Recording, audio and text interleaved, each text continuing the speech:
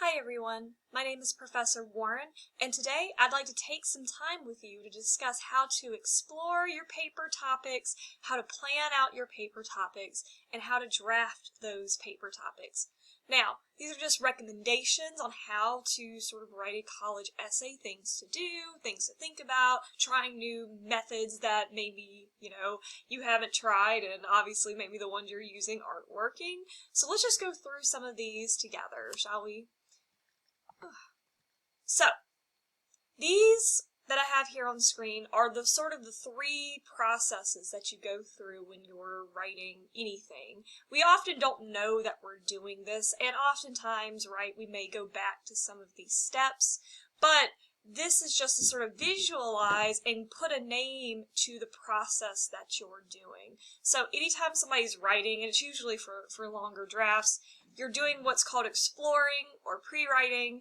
You're planning out your paper, which is also a pre-writing step, and then you're finally sort of drafting that paper. Now again, there may be times where you're exploring a topic, you plan it out, you start to draft, and then you go, oh, I don't have enough information, or I need to maybe think about this specific part of my paper some more, and you may go back to the exploring and planning phase. So don't think that you have to go through these in a linear process, or, once you've been through one, you can't go back. Writing is what we call recursive, which means you're always sort of going back on yourself. Think about any sort of topic that you've ever talked about with your friends, right? Have you ever sat and told the story from start to end perfectly without ever going back? Probably not, unless you've told the story so many times. Our human brains are very recursive, and writing is the same way. That's why I'm very against timed essays that you may have taken in high school, because it doesn't allow us as humans to be recursive. You're more concerned about getting something on paper so you have enough time to finish it, rather than actually going, okay, let me read back through what I just read. Oh, maybe that doesn't make sense. Let me go back, make some changes. Or maybe you write through and you go, now I don't really agree with my stance. Let me go back and fix things. So these are sort of the steps that we do when we're writing. So let's talk about the exploring stage. So this is the process in which you're trying to come up with a topic for your paper. I try to at least let the final paper be your topic, whatever you want to choose, as long as it, makes sense and is not, out of the realm of possibility. But this can often be very hard for students. Some of us, it's much more easier for us to come up with topics. I know for me, this was something that I'm very good at. Not to toot my own horn, but I have a good imagination. I'm very inquisitive, but I understand that some people aren't that way. And so let's talk about some ways to explore and come up with a good idea. So, before I continue, I want to preface one thing that I have here on the screen, is make sure that whatever topic you choose, it's something that you can stick with the entire time. If any of you are already writers, you probably have experienced writer's fatigue, where you have written on something for so long and you just want to get it done by the end, right? So I feel that way too. There have been times I've written a paper and I have not looked back at it since, because I got so bored of it by the time I finished composing it. However, the first thing you should do, whatever topic you choose, try to choose something, as long as you're able to, that will interest you. Even if you start getting bored of it by the end, right, at least pick something that you're not immediately going in there sort of, pulling teeth to try to do.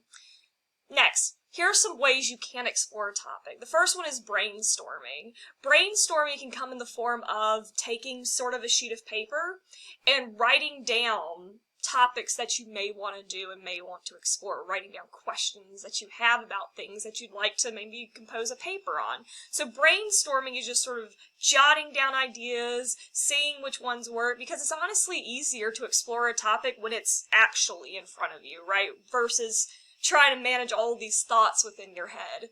Brainstorming can look very differently for some people, but that's sort of brainstorming. It's just, composing ideas physically on a sheet of paper or typing them up, and you're coming up with ideas, questions, making connections, things like that.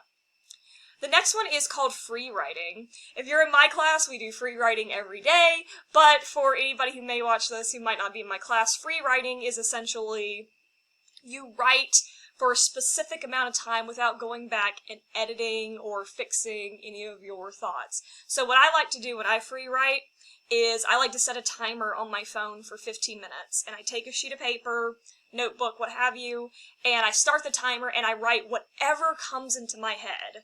And I don't look back. I don't reread it. I don't try to fix myself grammatically. I just go from top to bottom, just writing down whatever comes into my head. And then when my alarm goes off, I then go back and read through what it is that I wrote. The reason why people like to do free writing is because we're often very critical of our writing. We're often very critical about what we're saying. And so when you free write, you're sort of telling that critical part of yourself, it doesn't have to be perfect the first time around. And sometimes our best ideas are ones where we're not scrutinizing it so closely and trying to make it perfect the first time we write it down. So if you're somebody like that, free writing might be a good option for you. The next one is doodling. I am a doodler. I've gotten people who have been mad at me before because when I'm listening to people, I often will draw like little designs, little flowers, because I always have to keep my hands busy.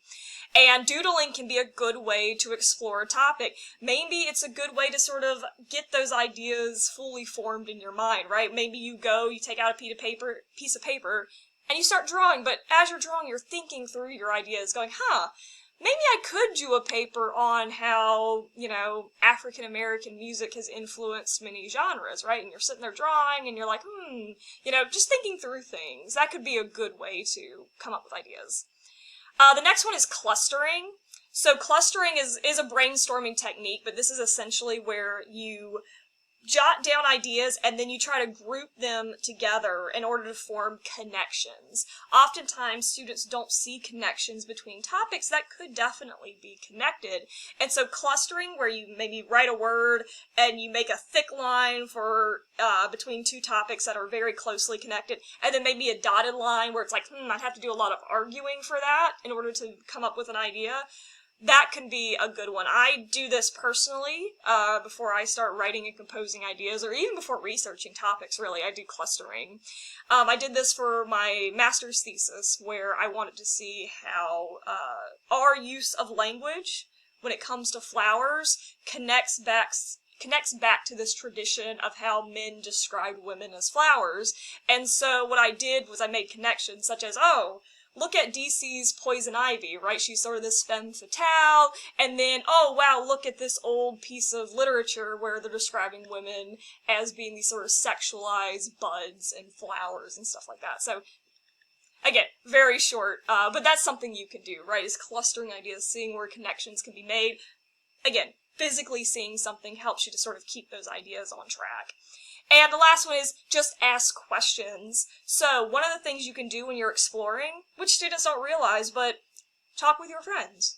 Talk with your family. Go talk to a professor who, maybe you're taking psychology and you want to ask them a question about your paper. Ask people questions. Talk to them about your topic. It may not seem like work, but it is work, because that person may bring up a point you never thought of, or maybe they go, that's a great idea.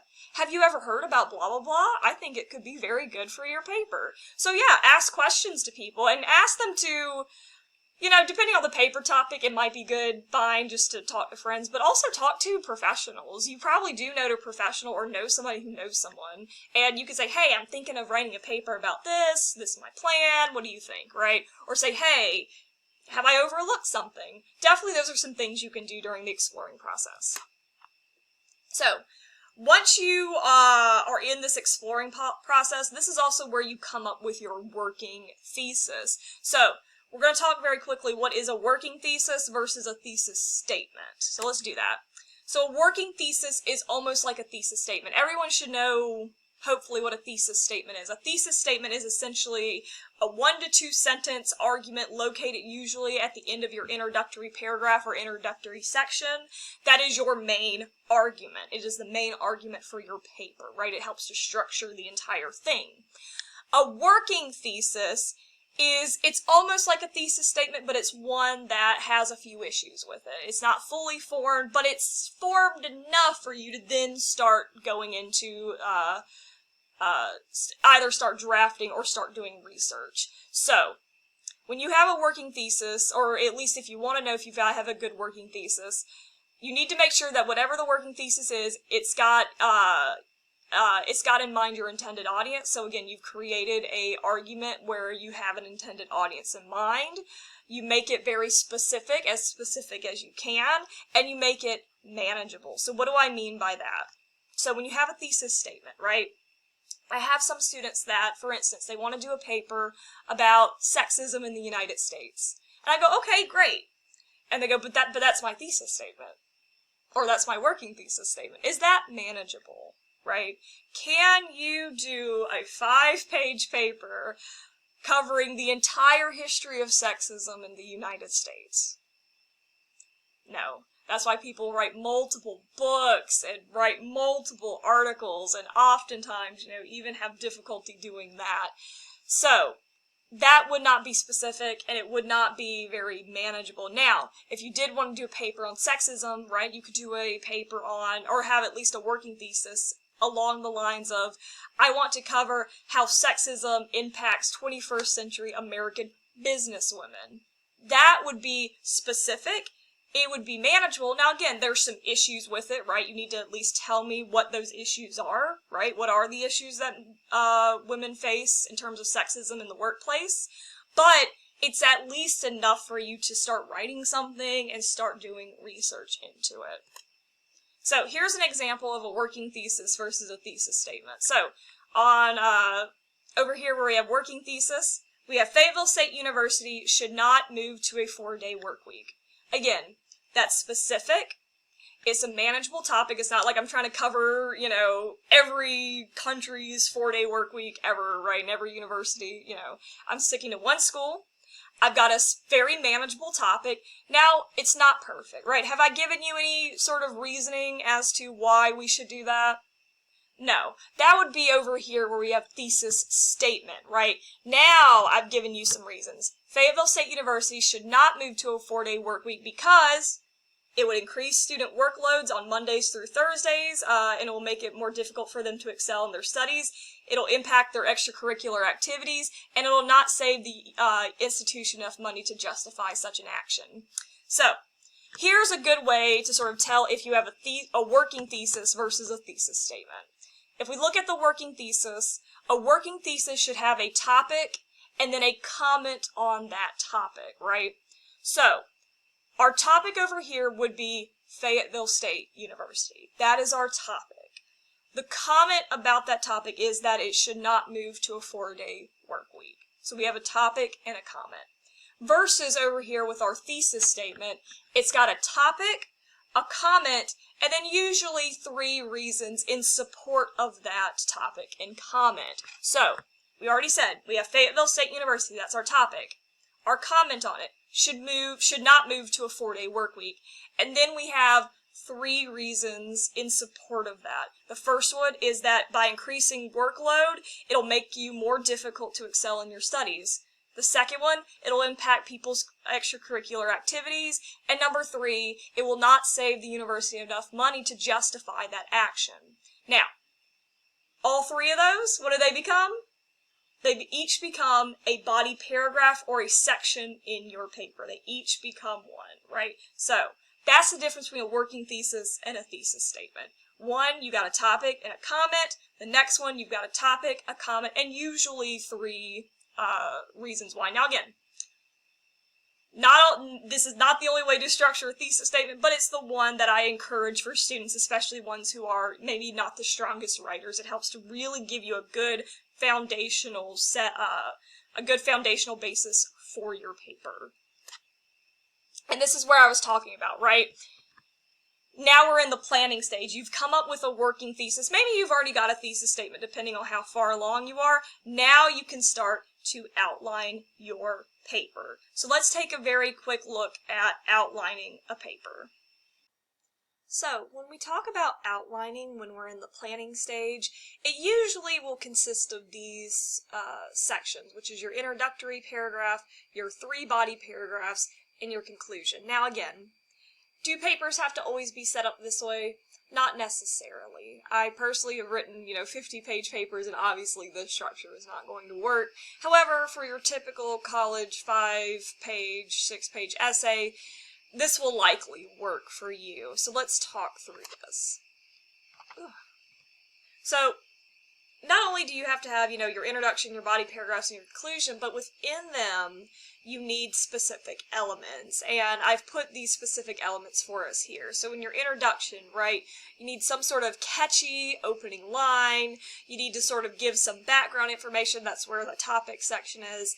And then give your working thesis. Now again, when you actually know what your thesis statement is, it's going to be there. But essentially, that's what's going to compose of your introduction. And here, when you're in the planning stage, you can put a good sentence or two just to give you an idea of what you want to say there, and then you can kind of then fill in the pieces, essentially. I like to think of doing the planning stage where you're outlining your paper almost like when you're putting a puzzle together. You always want to sort of start with the frame of the puzzle and then work your way in. That helps to sort of guide your hand rather than just opening the box, picking the first piece, and trying to put it somewhere, right? You don't know where it's going to go, but if you've got an outline, it can help you do that. One other thing to remind you, again, your working thesis and or your thesis statement should be the final 1 to 2 sentences of your introductory paragraph or your introductory section. And the reason why you want it there is because that's the last thing people are going to be left with before they go into the body of the paper. As that your thesis statement is your main argument and it's got your main claims in it, you want to sort of end with it this way as they move into the body paragraphs, they remember what your argument was, versus putting it as the first opening line of your paper, because by the time they finish reading your introductory paragraph or sentence, or section, they're not going to remember what it is. So, for your body paragraphs, again, I've only put one here, but it's for the same, for all body paragraphs. You need an opening line, and again, that opening line should contain your main claim for that section. So if we did the Fayetteville State University one, right, that opening line should have that first main claim, which is, I believe, well, the one I do remember off the top of my head, doesn't save the institution money, right? So that opening line should have something along those lines, right? It should open up with one, just as an example, one reason why the university should not move to a 4-day work week is because it would not save the institution money. As you can see with that opening line example I gave you, I'm not only sort of mentioning that main claim, which is not saving the university money, but I'm also then tying it back into my argument before I continue giving reasons as to why it's not going to work. You also want to make sure, again, you put in your supporting details. These supporting details are going to be either paraphrases or quotes you pull from your research. I would say when you're in the planning stage, go ahead and pull those examples. This way you're not wasting time trying to find something that's going to work there. If you've already read your information and you've got an idea, it's better to then go ahead and put it here so you remember what it is as you start to actually draft the paper. Now, definitely as you're writing your body paragraph, if you do realize you need to pull information, obviously do that, but go ahead and at least get some information in your outline stage. Anytime you pull either a paraphrase or a quote, again, make sure you elaborate on it, give some context, tell us what exactly it's saying, and then tie it back into your argument. You're going to do that for every piece of evidence you pull, and then towards the end of that body paragraph or section, give us some final thoughts. What should we be taking away? How do these connect to your main argument? And then transition into the next idea. For your conclusion, you want to make sure, again, have a good opening line. You want to restate your thesis. That doesn't mean copy and paste it. You want to restate it in a new way.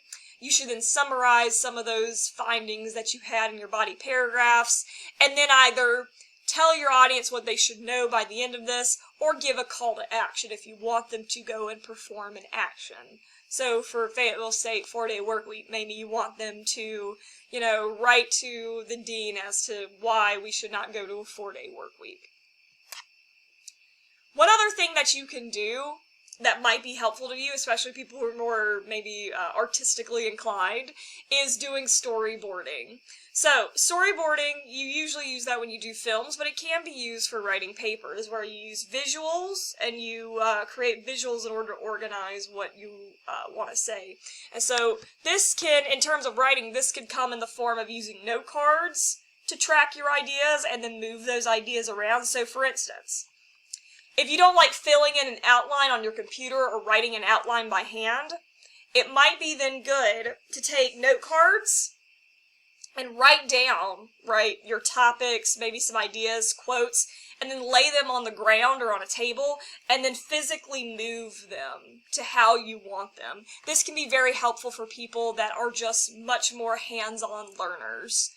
You could also use sticky notes. It's the same sort of thing where you get either a whiteboard or maybe a blank wall, a very empty wall, and instead of using note cards, you can use sticky notes, and then, hopefully you've put them in a place you can keep them there for a bit. But sticky notes can be helpful, especially if you color code them. So you say, okay, all of these I want in my introductory paragraph, all of these I want in my body paragraph 1, 2, 3, conclusion. And then as you're writing, if something doesn't work, you can just peel it off, move it to where it needs to go, and you have sort of a visual guide to help you write that paper. And this sort of goes into colors. Again, when you're outlining, even digitally, you could highlight things in particular colors or write things in particular colors to help keep yourself organized. I actually know somebody that when they are, when they are writing out their paper, they use note cards, but they use colored note cards. They write down their topics, and then what they do is they make like a flip book, and they rearrange them how they want to, and they read through it and kind of just flip through it. That doesn't work for me, but I'm throwing this out there because it may be useful to people who are much more hands-on physical sort of learners. So, now that you've explored your topic, you've planned out your idea, now it's time to draft your paper. Remember, anytime you're composing a paragraph, you want to make sure each of your paragraphs, when you're actually writing them out, has unity, development, and coherence. So let's talk about each of these very quickly. Unity, again, for the example of the Fayetteville State 4-day work week example, you want to make sure everything in one paragraph is only about that it won't save the institution money. You shouldn't be bringing in evidence for your other main claim or the other main claim, right? You want to keep them unified. So keep each of your body paragraphs or sections within a particular theme or particular main claim. Development, again, just because you put words on a page does not mean that they're good words, good sentences. So make sure you're developing that idea, which is sort of what we talked about in the outline. Introduce the idea, what is your main claim, how does it relate to your argument, and then develop it. Pull evidence to support your argument. Show how that evidence, tell me how that evidence supports your argument. Tell us what we should learn, right? Actually develop that idea instead of just throwing things at me, right? Disconnected, maybe quotes, and hoping that that makes sense, because it's better for you to elaborate on how these ideas work together versus just, oh, I threw a bunch of quotes in here, hopefully that does the work for me. Spoiler alert, it won't do that for you. And then that kind of goes into the last one, coherence. Again, you want to make sure that it makes sense. So if you were writing a history paper, would it make sense to start in the middle of a war, go to the beginning of the war, then go to the end of the war? No. You want to make sure whatever you're saying is coherent. Now again, there are sort of different ways you can write that could be coherent. Some people do like to start at the end of something and then work their way to the beginning, and some people like to work from the beginning and go to the end of something, right? If we're in the context of a history paper, it's totally fine. Just make sure that it's coherent and that when you're writing it, it would make sense to somebody following along that. Again, one way to be coherent, sort of like I talked about, start it, if you're describing something, start it from the beginning, work your way to the end, or vice versa. Might be a little bit harder, but you could do that. As well as make sure that if you bring in evidence, you explain, how does it relate to my argument, right? What is it doing here? Don't just tell me, hey, right, we should move to a 4-day work week because it's not going to save the university money, and then you don't elaborate, you don't bring in any evidence of, budget spending on the university or anything like that. That wouldn't be coherent. Now, before we wrap this up, there's one more thing I want to mention when it comes to coherence. So we just mentioned how, when you have coherence, it's essentially making sure your paper flows, right? That details fit together, that things are explained well, that you go from either the general to the specific or from the specific to the general, right? You go from things that either happen first to things that happen last, or things that happen last to happen first, right? You want to make sure also when you're trying to make sure your paper has good coherence is that you repeat particular key terms, ideas, or concepts. Now, this doesn't mean repeat them every single sentence, but make sure, right, that you repeat them when necessary. This way, your audience realizes that these topics, ideas, or concepts are important. As well, it helps to bring the paper together. But the one thing that I also want to hit on is this thing called parallel structures. Now, you may see the word parallel and think of parallel lines, and that's how I like to think of them as well. Parallel structures are like parallel lines.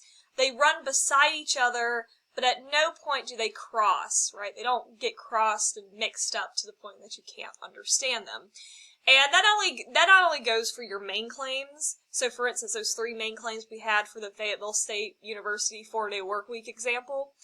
Not only should those 3 main topics have bits and parts from each of them in different sections to the point where you can't understand what section is what, but you also want to make sure on your sentence structure level that you have good parallelism. So let's look at these examples. Good parallel structures would be like these 2 examples. Mary likes to hike, to swim, and to ride a bicycle. Or you could say, Mary likes to hike, swim, and ride a bicycle. Versus something that would not have good parallelism, which would be something like Mary likes hiking, swimming, and to ride a bicycle. You probably can already see the difference, right? It's those verbs there, right? To hike, to swim, to ride, right? They're all the same. They're all in the same format. Or hike, swim, and ride. One that's not parallel is that one. It's got ing, right? Hiking, swimming, but it should be riding a bicycle, not to ride a bicycle. Now, there's nothing inherently wrong with that, but the problem is, the real problem I would say with this is your mind often will look for the thing that's out of place. And so if this was, for instance, a thesis statement, it's not, but if it was a thesis statement, right, and these were 3 main claims, hiking, swimming, and to ride a bicycle, what would likely happen is your audience, when they read that, they would think that the to ride a bicycle is maybe more important, or it's different than the hiking and the swimming. That it doesn't work together with those. And granted, they are different, concepts or terms, but they all work together in terms of, what Mary likes. She likes hiking, swimming, and to ride a bicycle. It's not that she likes hiking and swimming, but riding a bicycle is even better than those 2. No, she likes all 3 of them equally, right?